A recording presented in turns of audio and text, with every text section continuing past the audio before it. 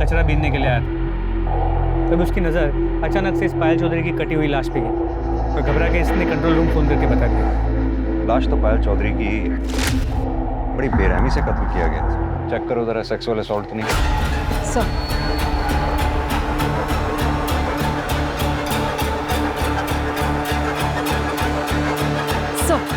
Sir body के दोनों हिस्सों पर रेप या सेक्सुअल असॉल्ट जैसा कोई निशान नहीं। सर के पीछे जो घाव है उससे ये लग रहा है कि पत्थर या किसी भारी चीज से वार किया।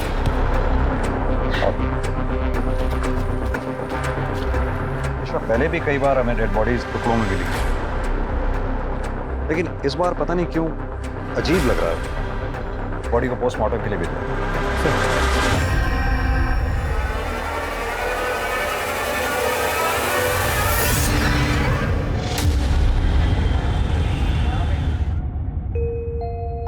माँ, ये लो मिठाई खाओ। मिठाई?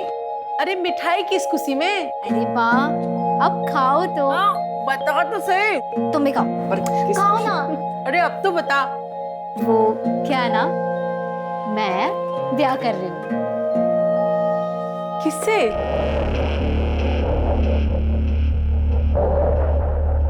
राजन शर्मा नाम है उसका। आप नहीं मिली हो माँ उससे? कुछ महीनों पहले मैं डांस इवेंट में मिली थी उससे। भी बुरा ना माने तो एक बात कहूँ, भले घर का लड़का थारे जैसी नाचने गाने वाली के साथ ब्याह क्यों करेगा? और यो बता, तू ब्याह करके जो घर छोड़ के चली जाएगी, हाँ? तो यूं घर कौन संभालेगा? आप लोग ना जानते हो उसे। पायल का सारा काम मैं संभालती हूँ। मैं मिल चुकी हूँ उससे, अच्छा आदमी है। और नाचने वाली की गाली किसे दे रहे हो? थारी अय्याशी चलती रहे इसलिए पायल को गैर मर्दों के सामने नाचने पड़े हैं। थोड़ी शर्म करो, शर्म। क्यों काम चोरी छोड़ो और कोई काम करो। छोरी, होश की दवा कर, बड़ी थानेदार नहीं हो रही है। और यो बताओ, तुम दोनों जो ब्याह का फैसला कर लिया तुमने, छोरे के घर वाले से बात की, ब्याह की, राजी है वो लोग? वो क्या है ना, परिवार के नाम पे सिर्फ माँ है उसकी, लेकिन वो मना रहा है माँ को। पुराने ख्यालों की है तो थोड़ी दिक्कत हो रही है। थोड़ी दिक्कत ना है यो घनी दिक्कत वाली बात है। कभी ना मानेगी उसकी माँ कुछ भी।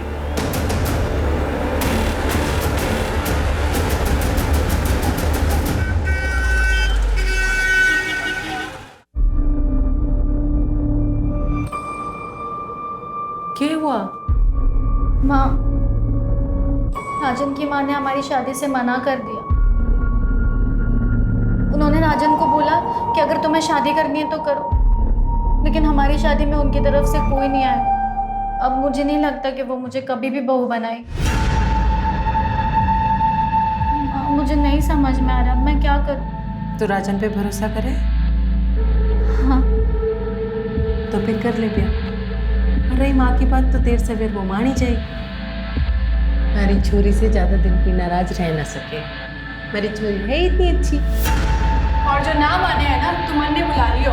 मारूंगी उस बुड्ढी को 2 मुक्के और वो खुद ही लाइन पे आ जाएगी।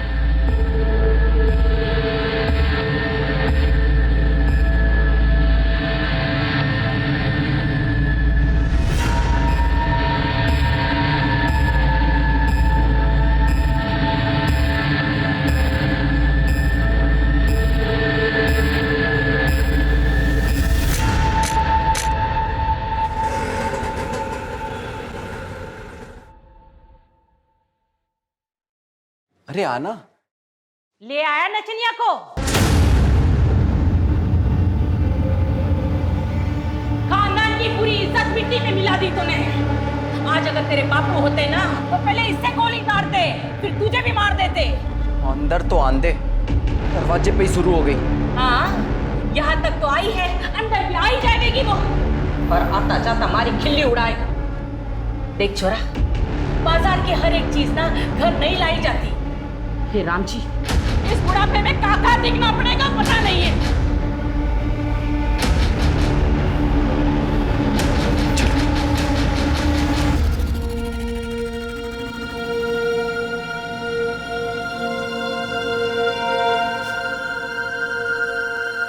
क्या होया? मेरी वजह से आपको कितना कुछ सुनना पड़ा। माँ भी आपसे नाराज हो गई ना? तो क्या हुआ? शादी हुई हमारी, अब तो जिंदगी भर साथ में रहना है, एक दूसरे का सुख दुख बांटना है। और माँ की चिंता तू ना कर, उन्हें मैं संभाल लूंगा, धीरे धीरे सब ठीक हो जाएगा। पर अभी ये आंसू आंसू पहुंच और थोड़ा शर्मा वर्मा ले, नई नवेली दुल्हन है, थोड़ा फील तो आना चाहिए ना। हाँ, सुहागरात है आज हमारी, तो थोड़ा तो मुस्कुरा दो, इधर से इधर से इधर से।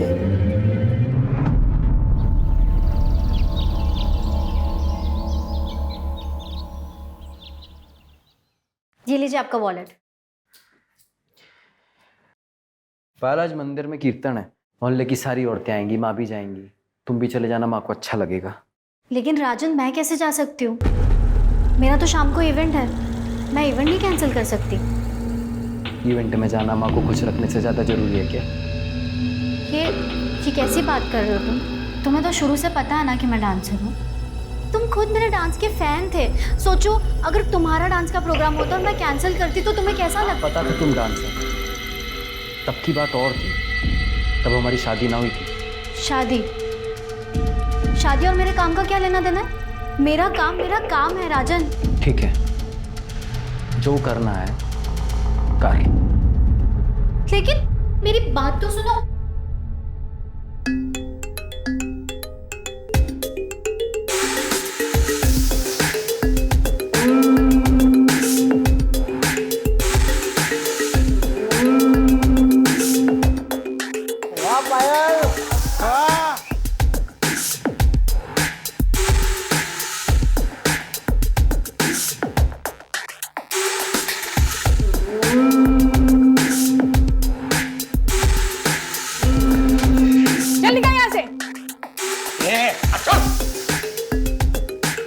ठीक है ना?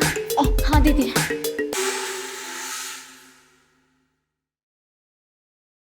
माँ जी,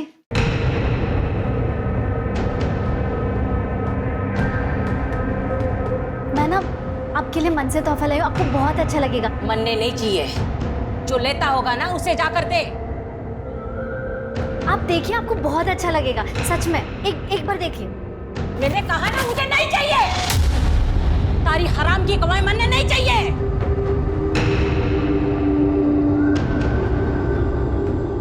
मैं क्या बोल रही हूँ, आप बात कीजिए ना माँ जी से, प्लीज। सही कह रही है, तू हमें कोई गिफ्ट देना ही चाहती है तो ये डांस वांस छोड़ के अपना घर संभाल। ये क्या बोल रहे हैं आप? मैं घर तो संभाल ही रही हूँ ना। और रही बात काम की, तो मैंने आपको पहले ही बोल दिया था कि मैं शादी के बाद नहीं छोड़ सकती हूँ काम। काम के नाम का तो बाणा है, बात ये है कि थारे को ये घटिया आदमियों को अपने पीछे ला टपकाता देख के मैं मजा आ रहा। उनकी गंदी असली बातें सुनना पसंद है थारे को। खुशी होती है तारे को, कितने सारे लोग थारे पीछे पागल हो रखे हैं, समझ नहीं आता क्या?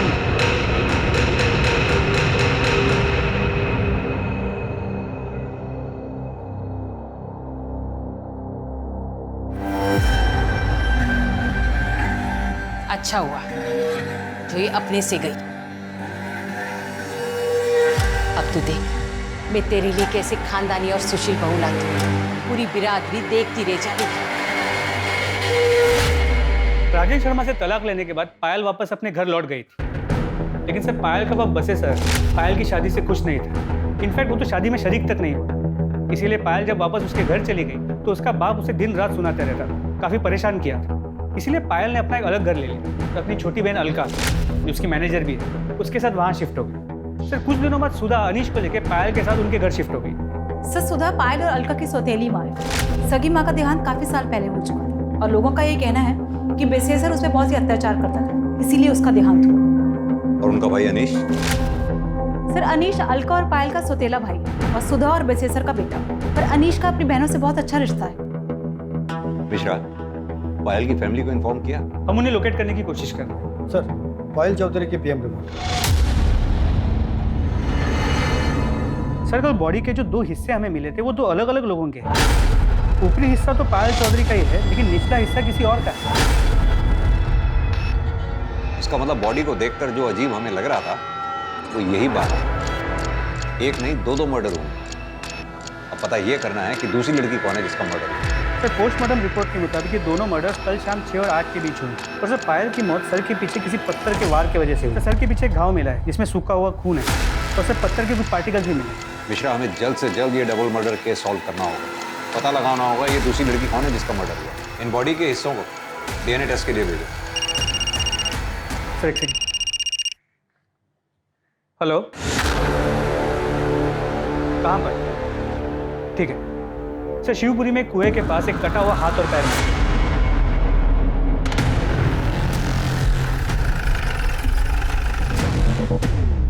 हाथ पैर देख के तो यही लग रहा है ये किसी औरत के हैं। इन्हें पोस्टमार्टम के लिए भिजवाओ। आसपास अच्छी तरह से सर्च करो, शायद फेंकने वाले का कुछ बात हो। जमीन, तुम इस पार्ट को चेक करो। ठीक है, मुझे एड्रेस मैसेज कर दो। सर पायल चौधरी का एड्रेस मिल गया।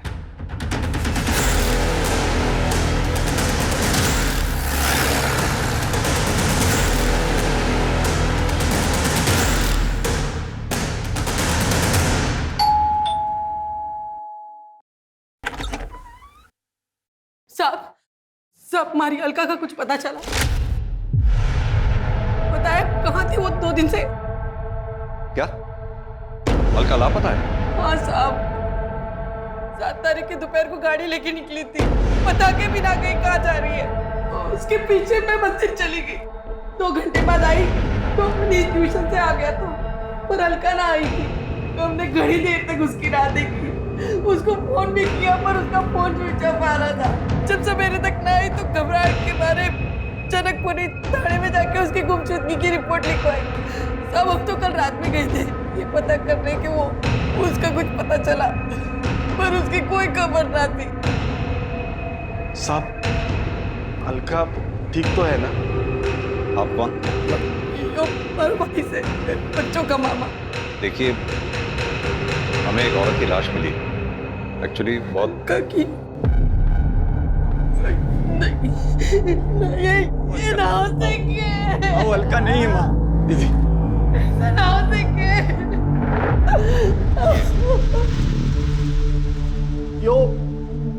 ये तो पायल है।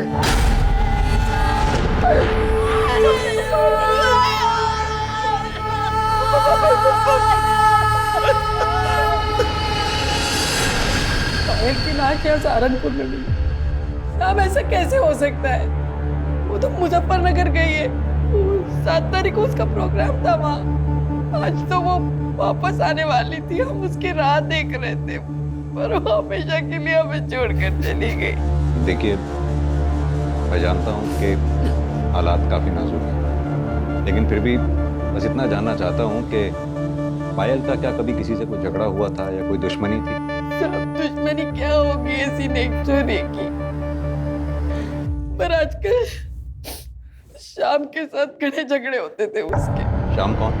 श्याम तिवारी, पायल का पति। उन्होंने मंदिर में ब्याह किया था। श्याम ने पायल से पैसों के लिए ब्याह किया था। पायल को बेवकूफ बनाकर उससे पैसे लेकर कैश में एक दुकान खरीदी थी। पायल उससे इतना प्यार करती थी, पर बाद में पता चला कि श्याम पहले से ही शादीशुदा है। रुड़की में उसके बीवी बच्चे रहते हैं। बाद में उसने रजिस्ट्रार ऑफिस में जाकर पता किया तो पता चला कि उसने दुकान तो खरीदी थी, पर अपने नाम पे। इस बात पे उन दोनों में घना झगड़ा हुआ। अलका को भी ये बात पता है। उसने भी तिवारी को खूब खरी खोटी सुनाई थी। पायल को मालूम था कि अलका गायब है? नहीं साहब, उसने फोन किया था पर उसका फोन बंद आ रहा था, और अलका की टेंशन में फिर हम उसे फोन करना ही भूल गए। आपके पति आपकी बच्चियों से बहुत नफरत करते हैं, क्या आपको लगता है कि वो ये काम? साहब, वो वैसे ही बड़ा गिरा हुआ इंसान है, कुछ कह नहीं सकती कि वो इतना भी गिर सकता है। अनीश, तुम कुछ कहना चाहोगे जिससे हमारी मदद हो सके? मैं तो बस इतना ही कहना चाहूंगा कि पायल और अलका दी सिर्फ मेरी बहन ही नहीं, भाई बाप सब थी। ठीक है, अभी हम चलते हैं। अलका के बारे में जैसी कोई खबर मिलेगी आप लोगों को इन्फॉर्म कर। मिश्रा, ये जनकपुरी पुलिस स्टेशन से अलका के केस की फाइल मंगवाओ। अब ये केस हम ही देखेंगे। पता करो 7 मार्च को पायल सहारनपुर में क्या कर रही थी, वो मुजफ्फरनगर गई भी थी या नहीं। अलका की गाड़ी ढूंढवाओ। अलका और पायल दोनों के कॉल रिकॉर्ड्स और मोबाइल लोकेशन डिटेल्स निकलवाओ। और हाँ, श्याम तिवारी, इसको थाने बुलाओ पूछताछ के लिए। क्या मेरी पायल का मर्डर हो गया है? तो नहीं सर, ऐसा नहीं हो सकता सर। ओवर एक्टिंग कम कर। सर मैं एक्टिंग नहीं कर रहा हूँ, मैं सच कह रहा हूँ। मैं पायल से बहुत प्यार करता था। अपनी पहली बीवी और बच्चों से भी ज्यादा। सर मैं मानता हूँ कि मैं शादीशुदा हूँ, लेकिन भगवान जानता है कि ये रिश्ता कब का टूट चुका था, और अब तो मैं उसे कानूनी तरीके से भी खत्म करने वाला था। क्योंकि पायल के पास ज्यादा पैसा था। उसकी दुकान हड़प के भी तुझे चैन नहीं मिला। सर ये झूठ है, मैंने उसके लिए अपने पैसों से दुकान खरीदी थी। सर मैं कब से अपनी एक इवेंट कंपनी का ऑफिस खोलने के लिए पैसे जोड़ रहा था। अच्छा, तो तूने पायल की ब्लैक मनी से दुकान नहीं खरीदी? सर मैं उसके पैसे से क्यों दुकान खरीदूंगा? ठीक है, तो अभी तो जा सकता है, लेकिन सहारनपुर छोड़कर कहीं मत जाइए। अपनी बीवी के पास रुड़की भी नहीं। जी सर।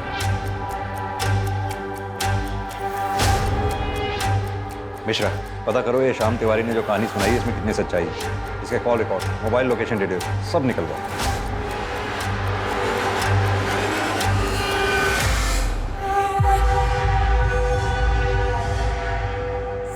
सर अलका का फोन स्विच ऑन हुआ था। इससे पहले कि लोकेशन पता कर पाते, फोन फिर से स्विच ऑफ हो। दामिनी, अलका के फोन पे नजर रखो। सर जैसे भी हो सकता है वो मुसीबत में हो, तो शायद हम उसे बचा पाएं। थैंक्स। सर मुझे नहीं लगता हम अलका को बचा पाएंगे। क्यों? सर बॉडी के जो 2 हिस्से मिले थे, ये उनकी डीएनए रिपोर्ट।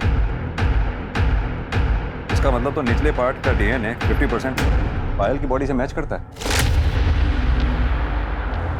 तो यानी वो बॉडी अलका की है। सर रिपोर्ट से तो यही लगा। मिश्रा, एक काम करो, कुएं के पास से जो हमें हाथ पैर के टुकड़े मिले उनका डीएनए से मैच करके देखो। सर। हेलो, कहाँ? ठीक है सर, रेलवे ट्रैक के पास एक औरत का सर कटा हुआ है, उसकी पिक्चर अभी भेजी। आ गई सर ये तो अलका चौधरी है। मिश्रा, इस सर का डीएनए जंगल से मिले बॉडी के टुकड़ों से मैच करके देखो। जिसने भी ये काम किया बहुत ही शातिर खिलाड़ी है, बड़ी बेरहमी से मारा है।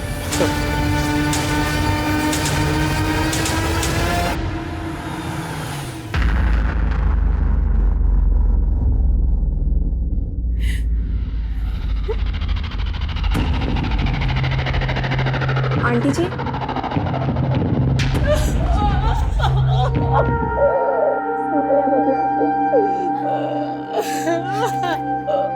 आंटी जी, मुझे तो अभी भी यकीन नहीं हो रहा है कि पायल दीदी और अलका दीदी के साथ इतना सब कुछ हो गया। कितनी बुरी मौत मारा उन दोनों को।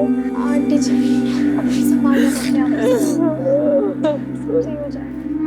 दीदी, कसम खाता हूँ तुम दोनों की कि ये जिसने भी तुम्हारे साथ किया है ना, छोड़ोगे नहीं उसे।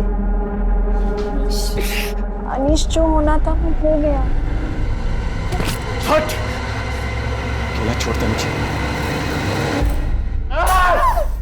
जिनकी माँ बड़ी फिरे थी तू, वो दोनों निकल ली। अब क्या इरादा है? क्या करेगी? क्या करेगी आप? क्या छोड़ बनना है? बड़ी बड़ी माँ बने घूमे थी दोनों की, भगवान ने सजा दे दी थारी दोनों छोरियों को। बाप ने अकेला छोड़ के आई थी मरने के लिए। और एक बात बोलूं, अब तू कमी नहीं थोड़ी है। सजा जी, कम से कम माहौल का तो ध्यान रखिए। क्या माहौल का ध्यान रखूं मैं? रे बेटा, जैसी करनी वैसी भरनी। यो संस्कार है बेटे के। यो सिखाया है, यो सभ्यता दी है। सारी सभ्यता अरे तू बाप ना है, बाप के नाम पे शराब है शराब। अरे थारे बचपन में पूरा परिवार बर्बाद हो गया। तो तू ध्यान रख, कीड़े पड़ेंगे कीड़े, सड़ के मरेगी। पानी देने वाला नसीब नहीं होगा। निकलो तुम लोग। सर पायल के मर्डर केस में कुछ अपडेट्स मिली है। तो 7 मार्च को मुजफ्फरनगर शहर में माहौल खराब होने के कारण धारा 144 लगाई गई, इसलिए पायल का इवेंट कैंसिल हो और इवेंट ऑर्गेनाइजर्स ने पायल को एक प्राइवेट कैब से अपने घर सहारनपुर भेज दिया। उस कैब ड्राइवर से बात हुई? जी सर, उससे बात हुई। उसने कहा कि वो पायल को घर तक ड्रॉप तो करने वाला था, मगर सहारनपुर एंटर करने से पहले ही उसकी कैब खराब हो गई। क्या हुआ भैया? मैडम शायद गाड़ी खराब हो गई। एक काम कीजिए, आप मुझे यहीं छोड़ दीजिए, मैं बस या ऑटो से चले जाऊंगी। ये लीजिए। वो लोग ना पहचाने, इसलिए उसने अपने चेहरे को दुपट्टे से ढका, आंखों पे चश्मा लगा के वो वहाँ से चली गई। और हाँ सर, कैब ड्राइवर ने ये भी कहा कि उसका फ़ोन स्विच ऑफ था क्योंकि वो चार्ज करना भूल गई थी। कैब ड्राइवर को ये कैसे मालूम कि पायल के फ़ोन की बैटरी डाउन थी? क्योंकि सर पायल ने ड्राइवर को पूछा था कि उसके पास फ़ोन का चार्जर है। उस जगह के आसपास कोई सीसीटीवी है क्या? तो जहाँ गाड़ी खराब हुई वहाँ कोई सीसीटीवी कैमरा नहीं है, और वहाँ से कुछ ही दूरी पे एक छोटे से गांव का बस स्टॉप, वहाँ भी कोई सीसीटीवी कैमरा नहीं, ना ही कोई दुकान। उसने वहाँ से बस लिया नहीं, ये पता नहीं चल पाया। सर कल से ये फोटो बहुत वायरल हो रही है। किसकी फ़ोटो है? सर फिलहाल तो पता नहीं, पर जल्दी पता चल जाएगा। सर पायल और अलका का फ़ोन डिटेल्स भी आ गई। मोबाइल लोकेशन के अकॉर्डिंगली 7 मार्च शाम को 6 बजे अलका का जो लोकेशन है उससे घर से कुछ किलोमीटर दूर का दिखा रहा है, जहाँ पे दोनों की डेड बॉडीज मिली। सर अलका के फ़ोन की लास्ट लोकेशन क्राइम स्पॉट के पास दिखा रहा है, जबकि पायल का फ़ोन शाम को 4 बजे सहारनपुर के बॉर्डर के पास स्विच ऑफ हुआ। इसका मतलब कैब ड्राइवर सच कह रहा था, अलका का फ़ोन स्विच ऑन हुआ? नहीं सर। यानी कि अब तक हमें ये पता है कि पायल 7 मार्च को सहारनपुर बॉर्डर के पास तक पहुंची। उसके बाद वो आगे कहाँ गई, उसके साथ क्या हुआ, ये हमें पता करना है। साथ में ये भी पता करना है कि जो फोटो में आदमी दिख रहा है ये कौन? हो सकता है पायल की माँ सुधा इस आदमी को जानती है। Right sir.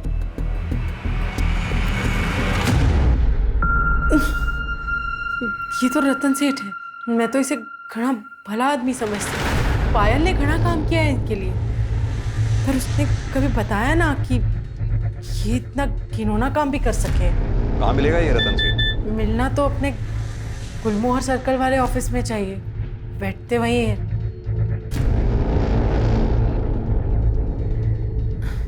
गर्लफ्रेंड से बात करें। गर्लफ्रेंड भी है तुम्हारी? जी। जूही, बचपन से ही घना प्यार करें एक दूसरे को। सेठ घनश्याम ठाकुर जी ने कहा है कि जैसे ही सही समय आएगा दोनों का ब्याह कर देंगे। ठीक है।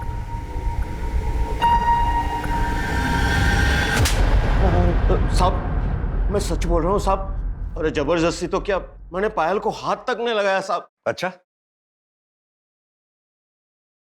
ये फोटो क्या शौक के लिए खिंचवाए थे? साहब ये फोटो की तो मैं क्या बात करूं, इसने तो मेरी जिंदगी बर्बाद कर दी है। मतलब?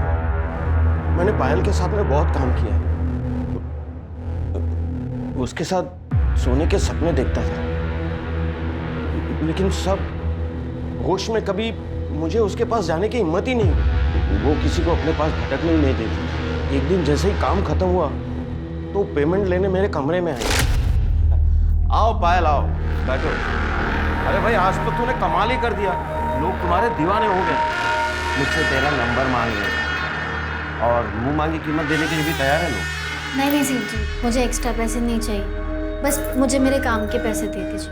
बस अभी लेके आया, तब तक तू बैठ, मैं तेरे लिए जूस लेकर आया। बैठ।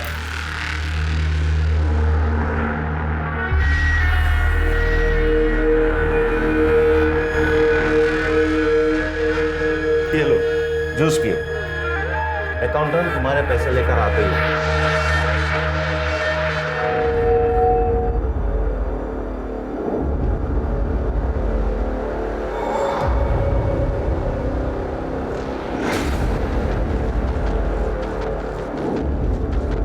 पायल, पायल,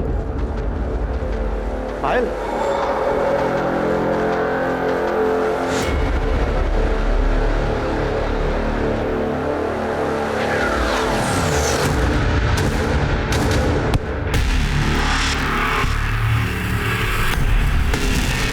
जब मुझे होश आया तो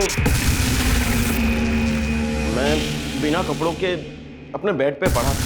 पायल आसपास कहीं नजर नहीं आ रही, तो मैं डर गया कि कहीं वो किसी को बता तो नहीं देगी, पुलिस में तो नहीं चली जाएगी। साहब फिर मैंने अपना फोन देखा तो देखा कि उसमें ये फोटो भी थी और एक मैसेज भी था कि 2 लाख रुपया दे दो वरना ये फोटो पुलिस के पास चली जाएगी। किसने भेजा था वो मैसेज और फोटो? साहब अलका ने, उसी ने मेरे सर पे मारा था जिसके वजह से मैं बेहोश हो गया। अब तक 15 लाख रुपया ले चुकी है सर इस फोटो के ऊपर। और पैसे ना देने पड़े इसलिए अलका को मार दिया। पायल के साथ सोने का ख्वाब पूरा नहीं हुआ, पायल को मार दिया। यही सच्चाई है ना?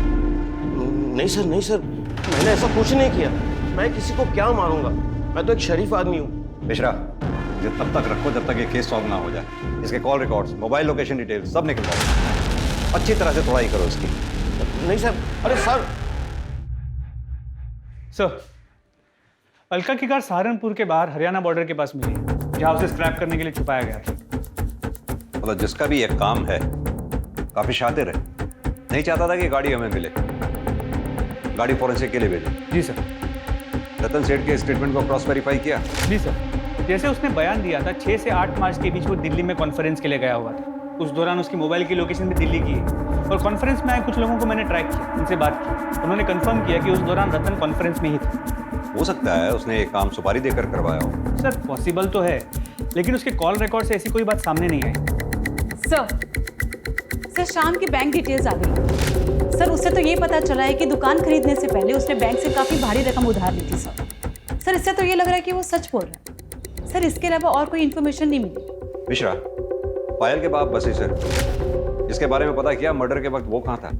जी सर, 7 मार्च को शाम से ही वो एक देसी ठेके में बैठे उधार की दारू पी रहा था। वहाँ काम करने वाले कुछ लोगों से मैंने बात की, वो वही था। और हाँ सर, पायल के पहले पति राजन के बारे में पता किया। राजन का और उसकी माँ का पायल और अलका से मार्केट में झगड़ा हुआ, जिस दौरान अलका ने राजन की माँ का सर फोड़ दिया और राजन ने उन्हें धमकी दी थी कि वो उन्हें देख लेगा। और राजन की मोबाइल की लोकेशन उस शाम उसी एरिया की है जहाँ हमें दोनों बॉडीज मिली थी। हो सकता है इस कांड को अंजाम राजन ने ही दिया हो। सर जी, मैंने किसी को नहीं मारा, उल्टा पायल और अलका झगड़े को इस लेवल तक ले गई थी, वरना मैं तो उनके मुंह तक ना लगता। क्या हुआ? कितना टाइम लगेगा दीदी? अरे 2 मिनट रुको, पता नहीं क्या हो गया। पाउडर लिपस्टिक को घर चली नचनिया, पता नहीं आज किसका घर बर्बाद है।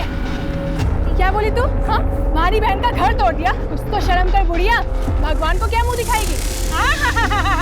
देखो भगवान की बातें कौन कर रहा है। पूजा पाठ का नौटंकी करती है और कमीन पंती नहीं छोड़ती है। तुझे तो अलका, ये बकवास कर रही है?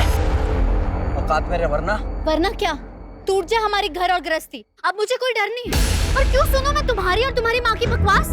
हमारी घर गृहस्थी हमारी माँ की वजह से ना टूटी है। थारे को ये घर गृहस्थी से ज्यादा अपना नाच गाना पसंद था। अच्छा, तो ये बात नहीं थी तेरे लिए? तुझे पता नहीं था कि क्या काम करती है?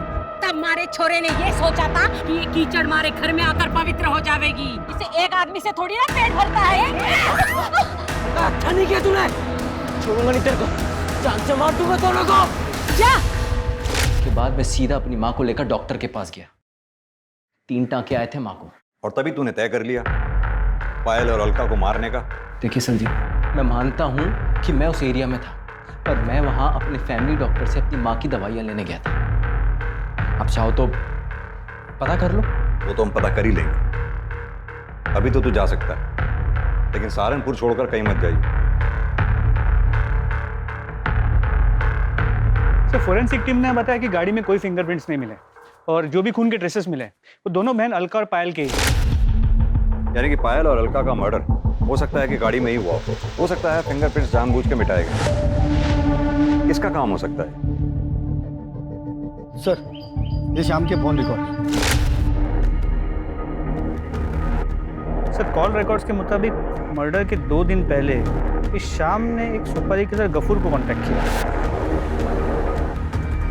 पर सर ये लोकेशन डिटेल्स के मुताबिक जिस दिन दोनों बहनों का मर्डर हुआ, शाम का फोन रुड़की से सहारनपुर के बाहर आके रुका और फिर वहाँ से पायल के घर की तरफ मूव हुआ और फिर पायल के घर से वापस रुड़की की तरफ गया, मगर अलग रास्ते से। मिश्रा, ये पायल की गाड़ी भी तो सहारनपुर बॉर्डर के आसपास ही खराब हुई थी। जी सर। सर बता रहा सर प्लान तो ये था कि जब 9 मार्च को पायल मुजफ्फरनगर से सहारनपुर आएगी ना, तभी उसका काम तमाम कर दूंगा और उसी दिन अलका को भी मार दूंगा। लेकिन सर अचानक से पता चला कि पायल का इवेंट ही कैंसिल हो गया।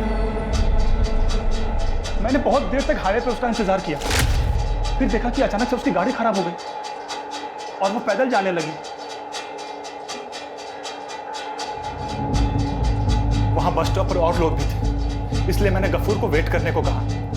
फिर अचानक पायल का दुपट्टा सरक गया और लोगों ने उसे पहचान लिया और लोग भी वहां पर आ गए। सबने उसे घेर लिया। क्या करें अब? फिर एक लड़का मोटरसाइकिल पर आया और पायल उसके साथ चली गई।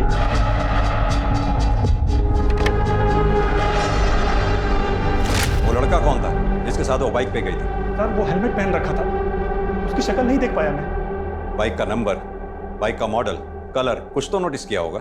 सर मैं तो उसको मारने के चक्कर में गया था, इतना ध्यान ही नहीं गया मेरा। कहानी सुना रहा है तू? सर मैं सच कह रहा हूँ, मैं उसके पीछे तक भी गया था, काफी देर तक उसका पीछा किया।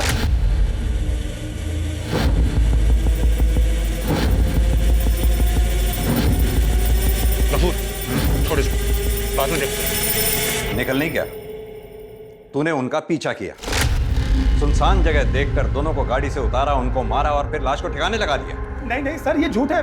ये झूठ है? चल अब ये बता, दुकान किसके पैसे की खरीदी थी? बोल। हाँ सर, ये सच है कि वो दुकान पायल के पैसे से थी। सर मैं क्या करता, फ्री की दुकान थी, 15,000 किराया आ रहा था, तो मैंने सोचा कि पायल का ही काम तमाम कर देता हूँ, लेकिन सर हम ऐसा कर नहीं पाए।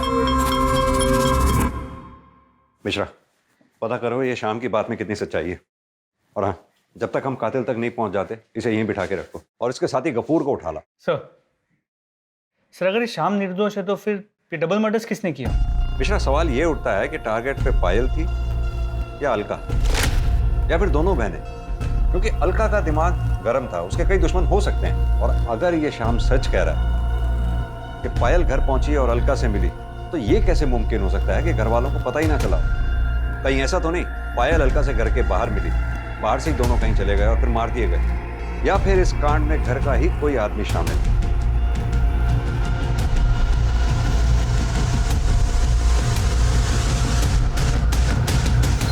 तो श्याम तिवारी सही कह रहा था, अलका के एक नहीं कई दुश्मन हैं। पायल जहां भी परफॉर्म करती थी लोग उसे छेड़ते थे और अलका उनका मुंह तोड़ जवाब देती। वो ये नहीं देखती थी कि वो कौन है, कोई नेता है, नेता का भाई है या पैसे वाला आदमी, वो किसी से भी नहीं डरती थी। यानी कि एक कामचोर बाप ने अपनी अय्याशी के लिए अपनी दोनों बच्चियों का जीवन ही बर्बाद कर दिया।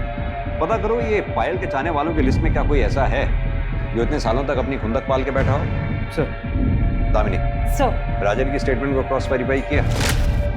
Yes sir. सर वो सच बोल, सर उस दिन वो डॉक्टर के यहाँ दवाई लेने के लिए गया था। क्लिनिक की सीसीटीवी फुटेज में ये दिख रहा है कि शाम को 6 बजे से लेकर 7 बजे तक वो क्लिनिक में ही था, और उसके बाद उसके मोबाइल लोकेशन घर की तरफ मूव कर। सर एक सेकंड। हेलो,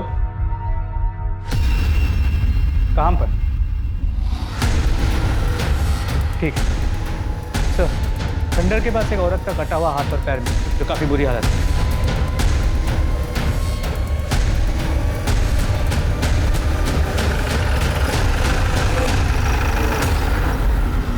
पायल की बॉडी का ऊपरी हिस्सा और अलका की बॉडी का निचला हिस्सा हमें यहाँ मिला। इसका मतलब दोनों बहनों को यहाँ गाड़ी से उतारा गया और मारा गया। जाहिर सी बात है ये स्पॉट उनके घर के रास्ते में ही पड़ता है।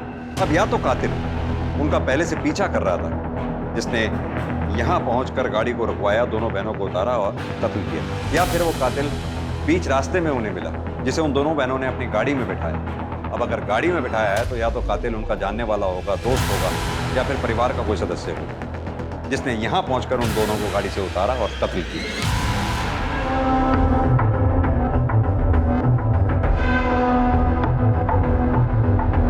सर, अनीश अभी घर से बाहर निकला है, मैं पीछा कर रहा हूँ सर।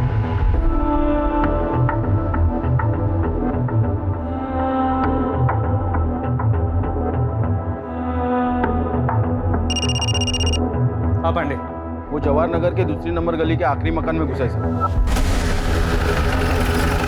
सर, उस तरफ।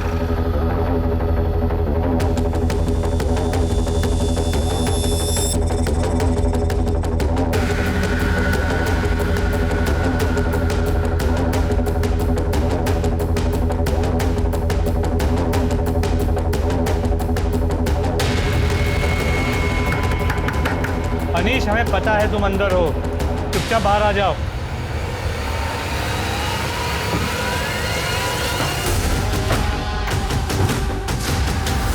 अंदर चेक करो।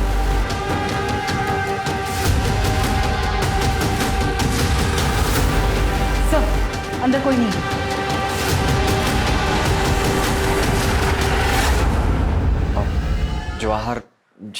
जवाहर नगर में गया था, पर हुआ क्या?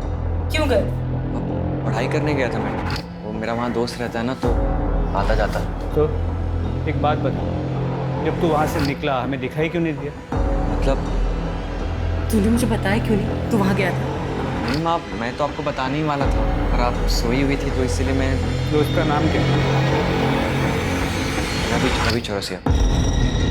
अचानक पूरा केस घूम गया। इन्वेस्टिगेशन के प्राइम सस्पेक्ट अनीश और उसका दोस्त रवि चौरसिया बन चुके थे। अनीश के कॉल डिटेल्स और मोबाइल लोकेशन से यह साफ हो गया कि अनीश अक्सर अपने दोस्त रवि चौरसिया के घर जाता था और दोनों रोज बात करते थे। लेकिन रवि की मोबाइल लोकेशन ने उसे बड़ा सस्पेक्ट बना दिया था।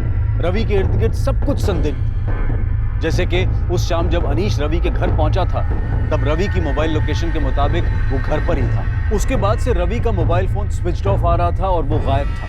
इतना ही नहीं, उसका मोबाइल फोन उस बस स्टैंड पर भी मौजूद था जहां से पायल ने लिफ्ट ली थी। और बस स्टैंड पर लोगों के पहचाने जाने के बाद यह तय हो गया कि रवि ही वो लड़का था जिसने 7 मार्च की शाम को पायल को अपनी मोटरसाइकिल पर लिफ्ट दी थी और उसे घर छोड़ा था। वो रवि ही था जिसने 7 मार्च की शाम को अलका और पायल को जिंदा देखा था।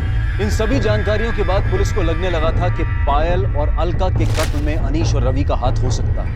इस केस को हल करने के लिए रवि अब एक अहम कड़ी था। पुलिस रवि के फोन पर नजरें गड़ाए हुए थी और जैसे ही फोन ऑन हुआ पुलिस ने बिना देरी किए रवि को उठा लिया। मैं और रवि, हम दोनों एक दूसरे से बहुत प्यार करते हैं। जूही से हमारा कोई वास्ता नहीं सर। सर मैं अनीश को पहली बार पायल दीदी और राजन की शादी में मिला था सर, और अनीश को देखते ही मुझे इससे प्यार हो गया था सर। सर मुझे लड़के पसंद है, ये मुझे तब पता चला जब मैं रवि से मिला। पर मुझे ये भी पता था सर कि कुछ भी हो जाए मेरी माँ जूही से शादी करा के रहेगी। रवि से झगड़ा होता था, माँ को लगता था कि मुझे जूही से झगड़ा हो, और माँ उसे मनाने को बोलती थी। और सर मुझे समझ में नहीं आता था कि मैं माँ को अपने रिश्ते के बारे में कैसे बताऊँ। 7 मार्च को क्या हुआ था? पायल तुम्हें कहाँ मिली? सर मैं अपने एक रिश्तेदार को बस स्टॉप पर छोड़ने गया था, तो मैंने रास्ते में देखा कि कुछ लोगों ने पायल दीदी को घेरा हुआ है सर। तो मैंने दीदी को बोला कि आओ मैं आपको घर छोड़ देता हूँ, और मैंने अपनी बाइक पे उन्हें घर छोड़ दिया था सर। सर मेरे पास ना पायल दीदी का बैग रह गया था बाइक, मैंने सोचा मैं वापस कर देता। जैसे ही मैं उनके घर के पास पहुँचा तो मैंने देखा वो कार में कहीं बैठकर जा रही थी, और फिर मैंने उनका पीछा किया।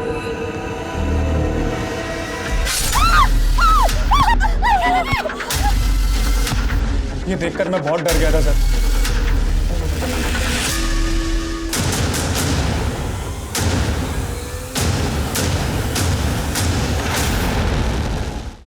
क्यों मारा उन दोनों को? मैंने सोच लिया था कि मैं उस लड़का को जिंदा ना छोड़ूं। फिर पायल 2 दिन के लिए बाहर गई थी, यही मौका था। हमने सोचा कि बहाने से उसे मंदिर ले जाते हैं और वहीं मार देते हैं, पर फिर पायल वापस आ गई। अरे पायल, शुक्र है भगवान का तू आ गई। नहीं तो जान ही सूख गई थी जब ऑर्गेनाइजर ने बताया था कि तू काफी देर पहले निकल गई। अरे पायल, तू तो 9 तारीख को आने वाली थी, फिर? अरे माँ मैं बताना भूल गई, वो इसका प्रोग्राम कैंसिल हो गया। चल अब आई गई है तो हमारे साथ मंदिर चल, घर में अकेले क्या करेगी? अच्छा ठीक है, मैं बैग रख के आती हूँ। हाँ? तो मैंने और भाई ने तय किया कि हम उन दोनों को मार देते हैं। पता नहीं फिर ऐसा मौका मिले ना मिले। जब गाड़ी सुनसान जगह पर पहुंची तो मैंने बहाना बनाया, मैं बस 2 मिनट। हाँ माँ।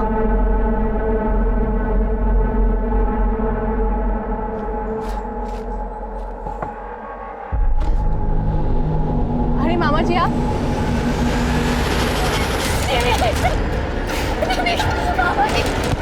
इसका तो काम हो गया, अब उस रवि को ठिकाने लगाना पड़ेगा। जी पहले इनकी बॉडी को ठिकाने लगाते हैं। मैंने अलका की बात सुन ली थी, वो अनीश और रवि को भगाने की तैयारी कर रही थी जहाँ वो अपनी मर्जी से रह सके। जूही और अनीश के ब्याह के कितने सारे सपने देखे थे मैंने। वो अलका और एक छोरी की बुद्धि भ्रष्ट करने पर तुली हुई।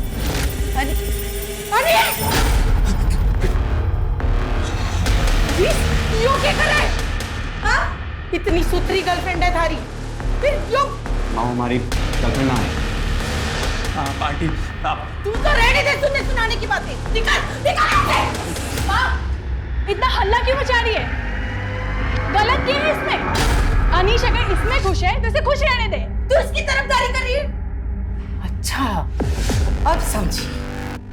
थारे को ये सब पहले से मालूम था। यो थारा दोस्त।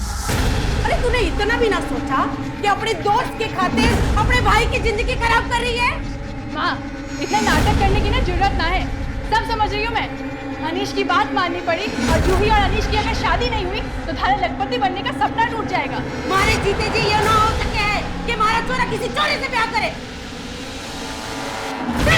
माँ, हम उनकी लाशों को घसीट कर जंगल में ले गए। भाई ने उनके शरीर के टुकड़े टुकड़े कर दिए। पायल का फोन कहाँ है? वो मैंने लाश के टुकड़ों के साथ जंगल में फेंक दिया। अलका वही फोन ढूंढा पर नहीं मिला। फिर बहुत अंधेरा हो रहा था तो ढूंढना छोड़ दिया और निकल गया वहां से। मारना तो हम सिर्फ अलका को चाहते थे। अय्यर तो सीधी थी, उसे तो हम बाद में भी देख ली, लेकिन कहते हैं ना, जिसकी मौत जहां लिखी होती वो वहां अपने आप पहुंच जाता है। ऐसा कहा जाता है कि जब कोई किसी के साथ अच्छा करता है तो उसका फल भी अच्छा ही मिलता है, लेकिन इस केस में उल्टा हुआ। जिस अलका और पायल ने अपनी सौतेली माँ और सौतेले बेटे अनीश को ऐशो आराम और इज्जत की जिंदगी मुहैया करवाई, उसी सौतेली माँ ने अपने बेटे की भलाई सोचकर बेटियों की जान ले ली। ये केस एक सबक है कि अपराध और आपराधिक मानसिकता किसी के अंदर भी विकसित हो सकती है और अपराध घर या बाहर कहीं भी पनप सकता है। अब मैं अनूप सोनी आपसे विदा लेता हूं, फिर मुलाकात होगी क्राइम पेट्रोल सतर्क में एक और नए केस के साथ। तब तक अपना और अपने परिवार का ख्याल रखें, सतर्क रहें, सुरक्षित रहें और देखते रहें क्राइम पेट्रोल सतर्क। जय हिंद।